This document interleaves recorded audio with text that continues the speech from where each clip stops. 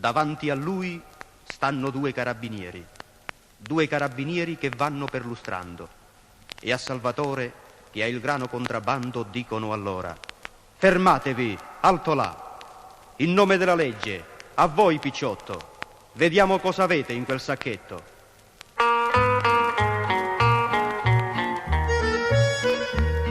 Tutto tremante Turi, poveretto, davanti a quelli cari inginocchioni, e dice allora con grossi lagrimoni: i morti vostri io chiedo a voi pietà.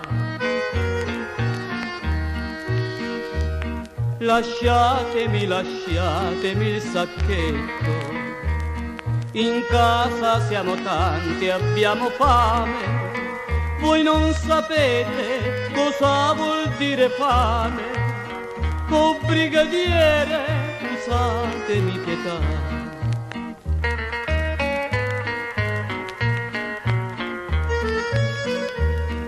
Ma i carabinieri prendono quel grano e se ne vanno col sacchetto in mano, mentre piangendo Turiddu Giuliano gli prega ancora che avessero pietà. Ed uno dei gendarmi disse allora, con voce alta e faccia assai severa: se ti pigliamo ancora, statti ben certo che al carcere si va.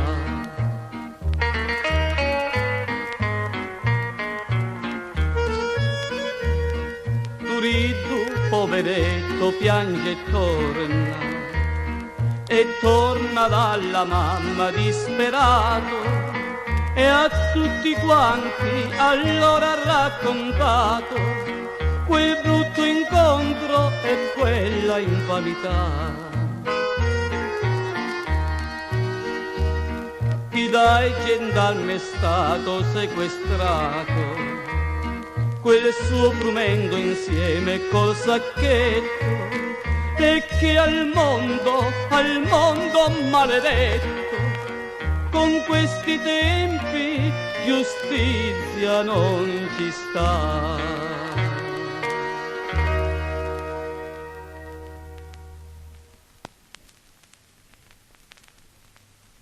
Secondo incontro con i gendarmi e morte del carabiniere.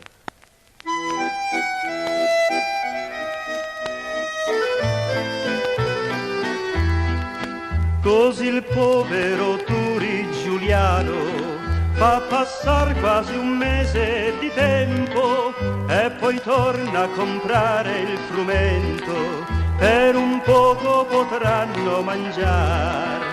Ma fu un caso davvero inumano che gli incontra quei due carabinieri che facevano bene il mestieri e la legge la fanno osservare. Le preghiere non servono a niente e Turiddu si vede perduto senza perdere un solo minuto. Col frumento si mette a scappare e i gendarmi gli dicono: attento, se non fermi dobbiamo sparare. Ma Giuliano si vuole salvare e quel grano alla mamma portare.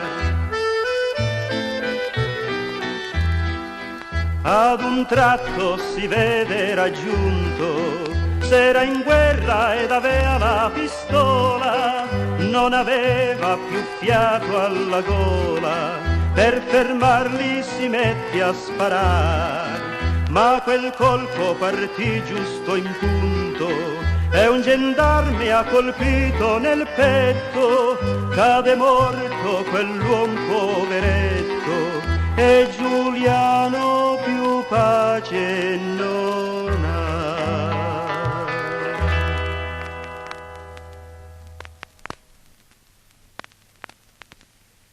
Giuliano diventa bandito.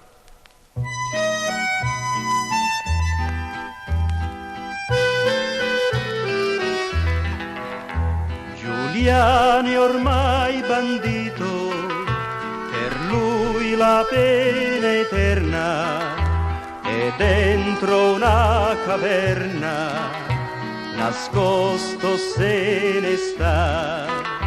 Per lui tutto è finito, addio per sempre, addio, tranquillo e lieto sonno e dolce libertà.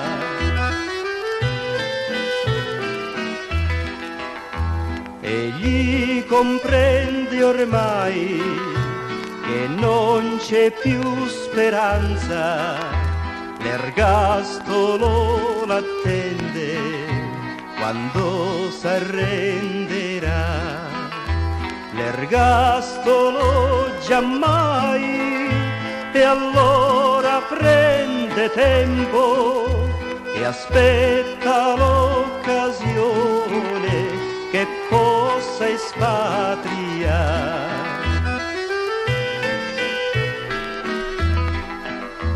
Egli diventa allora il re della montagna e ognun che l'accompagna rispetto a lui dovrà.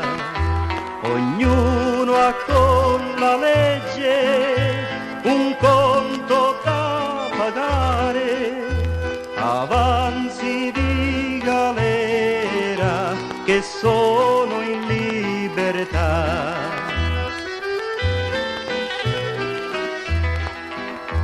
Si spara notte e giorno, si uccidono i gendarmi, si spogliano dell'armi e muore ogni pietà.